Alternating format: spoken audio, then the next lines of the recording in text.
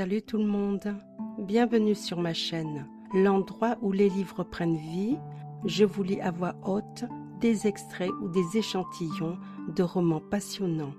Aujourd'hui, je vous prête ma voix pour vous faire découvrir les premières pages du roman Le Pacte des Abysses, écrit par Eric Costa.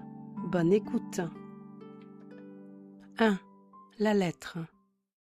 Normandie, 15 septembre 1897. Le train à vapeur gronde à travers la campagne normande. Seul dans le wagon déserté à Avranches, Édouard Sombreval fixe le paysage qui défile devant lui. Un voile humide monte peu à peu des pâturages. Il masque les troupeaux, ronge les collines et noie les arbres aux branches tordues et dénudées. Au-dessus du Couesnon, hérons, mouettes et canards cherchent un abri, tandis que le soleil décline à l'horizon, projetant sur le monde des reflets rouges et or. Le jeune homme s'interroge sur la lettre qu'il tient dans ses mains. Mont-Saint-Michel, le 10 septembre 1897. Mon cher Édouard, je te demande pardon pour la soudaineté de cette lettre et l'urgence de mon ton, mais je crains de ne plus pouvoir attendre. J'ai fait une découverte troublante dans l'abbaye, une révélation qui pourrait bouleverser tout ce que nous croyons savoir sur le mont. Les marées, jadis irrégulières, semblent désormais guidées par une force inconnue, et les signes inquiétants se multiplient. Bruits sourds venant des profondeurs, murmures dans les vents qui balayent la baie, glissements de terrain qui, je le crains, ne sont pas tous d'origine naturelle. Je ne puis te confier davantage, par crainte que ces mots ne tombent entre de mauvaises mains. Sache seulement que ce que j'ai découvert va bien au-delà de simples légendes locales. Seul toi, Édouard, peux comprendre ce qui se joue ici. Ton regard neuf, ta sensibilité sont peut-être la clé pour percer le mystère auquel nous faisons face. Je t'en supplie, reviens au mont sans tarder. Je crains que ce que j'ai entrevu ne soit que le commencement. Avec toute mon affection, ton oncle dévoué, Armand. Le regard d'Édouard reste rivé sur cette écriture fiévreuse, ces lettres qui semblent trembler sur le papier. Les images du mont, ces ruelles pavées, ces marées traîtresses et ces secrets enfuis reviennent à son esprit en flots tumultueux. Il s'était juré de ne jamais revenir, mais son oncle a besoin de lui. Il interpelle le contrôleur pour lui demander comment se rendre au mont depuis Pontorson. Le mont Saint-Michel ? Répond ce dernier, surpris. Vous êtes bien le seul à vous y rendre à cette époque de l'année. Une carriole fait la navette, normalement. Et où puis-je la trouver ? En face de la gare. Elle est conduite par un homme du cru. Les tarifs sont raisonnables et il connaît bien la route. Mais la dernière part à 17h30. J'ai peur que vous n'arriviez trop tard. Comment puis-je me rendre au mont en ce cas ? Il faut absolument que j'y sois ce soir. Et la marée, vous y pensez ? Je paierai la traversée s'il le faut. Le contrôleur hésite un instant, puis ajoute sur le ton de la confidence. Une autre option, bien moins connue, est le vieux Legris. C'est un original, toujours prêt à rendre service contre une petite rétribution. Vous le trouverez probablement au Pénitent égaré, sur la grande place. Il est un peu excentrique, mais il connaît la région comme nul autre. L'auberge reste ouverte tard, vous avez encore du temps. Édouard remercie le contrôleur, le cœur alourdi par un mélange d'anticipation et de crainte. Il ferme les yeux un instant, s'imprégnant du battement régulier des roues contre les rails pour reprendre des forces.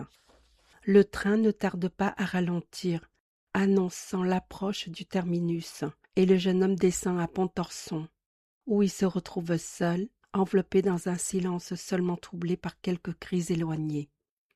La lumière déclinante accentue les ombres des vieilles maisons de granit. Son chapeau vissé sur la tête et son sac marin en bandoulière, Édouard se dirige vers la grande place et remarque une charrette poussiéreuse devant l'auberge du pénitent égaré. Son conducteur, un vieil homme balafré, le scrute avec curiosité. « Le Mont-Saint-Michel, s'il vous plaît. »« Et qu'est-ce qui vous dit que j'aurais envie d'y aller à cette heure ?»« Ceci, peut-être, » répond Édouard en tendant quelques pièces au curieux personnage. Le gris le scrute un instant, puis acquiesce avec un long soupir. Édouard prend place sur une banquette de bois usé. L'odeur âcre de la paille et des chevaux envahit ses narines, tandis que la charrette démarre, quittant la place dans une secousse avant de s'engager sur une route étroite, bordée de vieux poteaux télégraphiques, au fil sifflant sous l'effet du vent de mer. Le conducteur marmonne un air étrange, tandis qu'il s'éloigne de Pontorson. Sous la brume et la marée, les enfants restent cachés. Ombre dense et vague pleure, mer douloureux et folle splendeur. Sombre histoire du mont secret, chant des âmes au vent traîné, dans les cryptes, les voix se taisent. La nuit tombe, les ombres pèsent. Le paysage paraît changer sous l'effet de la mélopée, les maisons éparses laissent place aux champs désolés, puis aux marécages hérissés de roseaux. Des cris d'oiseaux se mêlent au craquement et grincement de la charrette. Le véhicule cahote dans les ornières, entre des souches d'arbres morts et les vestiges de murs en ruine. Et l'odeur âcre des marais, mêlée à celle des herbes sèches, éveille en Édouard des souvenirs épars, des impressions fugaces et enfuies. Il se surprend à songer à ses professeurs lorsqu'ils vantaient la prospérité d'autrefois, avant que les crises et les guerres ne viennent vider la région de sa vitalité. La Normandie du XVIIIe siècle était une terre fertile et boisée. Les habitants vivaient de l'agriculture et du commerce, mais la crise de 1775 l'a plongée dans une grave pénurie, préfigurant les troubles de la Révolution française. Les campagnes militaires qui s'ensuivirent emportèrent de nombreux hommes, recrutés comme marins ou soldats pour de lointaines batailles, de la campagne d'Égypte aux guerres de la péninsule ibérique, en passant par les expéditions navales dans les Caraïbes, Martinique, Guadeloupe, Saint-Domingue. Ces départs massifs laissèrent les terres abandonnées, affaiblissant la main-d'œuvre locale et contribuant au déclin économique de la région.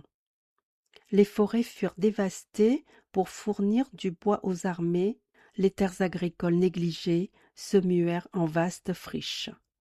Aujourd'hui, le paysage porte les cicatrices d'une époque révolue. Édouard se rappelle des plaintes de sa grand-mère, selon laquelle ce déclin s'était accentué suite aux sinistres événements ayant précédé sa naissance, dont elle n'a jamais daigné lui parler. Alors que de sombres pensées agitent son esprit, les bruits sourds des essieux accentuent son impression de solitude, l'arrachant un peu plus au monde civilisé qu'il a dû laisser derrière lui. Le sentier s'enroule entre les dunes, dévoilant la baie et l'estuaire du Couesnon. La silhouette majestueuse du mont se dessine en contre-jour. À ses pieds, la grève paraît encore praticable, bien que la marée monte lentement. Les reflets tremblants de la lumière dessinent des ombres furtives entre les vagues. Édouard contemple le paysage avec fascination, tandis que le vieux Legris, concentré sur sa route, franchit un pont de bois qui paraît prêt à céder. Peu à peu, une odeur saline chasse la lourdeur des marais et les détails du mont se précisent. Les remparts et les toits, couronnés par l'abbaye, sont gagnés par le brouillard qui remonte comme un suaire. La charrette s'arrête sur une large étendue de sable mouillé. Le jeune homme remercie son guide, saisit son sac et termine le voyage sous les cris des mouettes. Il presse la lettre contre sa poitrine, conscients que chaque pas leur rapproche des révélations qu'ils redoutent et désirent tout autant.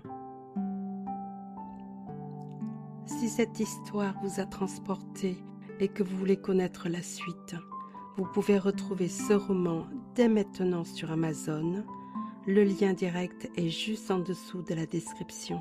À bientôt pour une prochaine lecture.